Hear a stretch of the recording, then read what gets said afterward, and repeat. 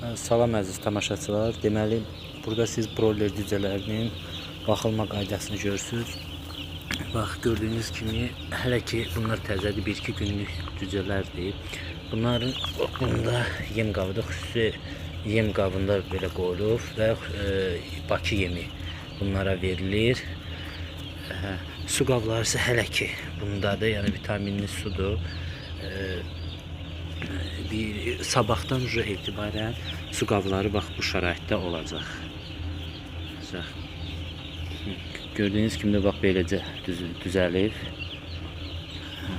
Burada isə istilik görür. İstilik 32-3'dür və nəmişlik 40 dərəcə. Hardasa 32-33 saat belə olmalıdır istilik. Nəmişlikləri yerindədir. Və burada görürsünüz ki peçlərimiz var. Hər tərəfdə içəri isti olsun deyə ayrı. Sudakı bax bu şəraitdə gəlir, qablara tökülür. Bir də yem qablarından deyim sizə. Yem qabları hələ ki bunlar balaca deyə bundadır. Sonra xüsusi yem qabları düzüləcəkdir. Bax gördüyünüz elə bir ki, bax bir tumba arası belə deyək də. Yaxşı çəkim.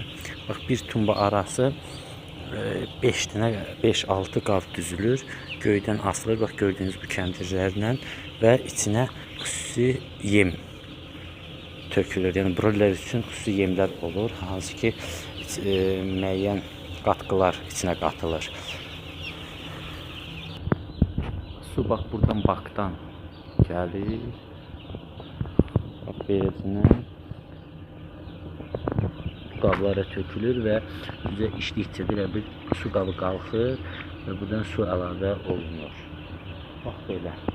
Yəni burada da bax bu şəraitdə elə bir ki düzəlib. Yem qabı isə bax belə olur. Yəni bunker. Mən sizə bunkerimizi göstərdim. Bax bunkerimiz budur.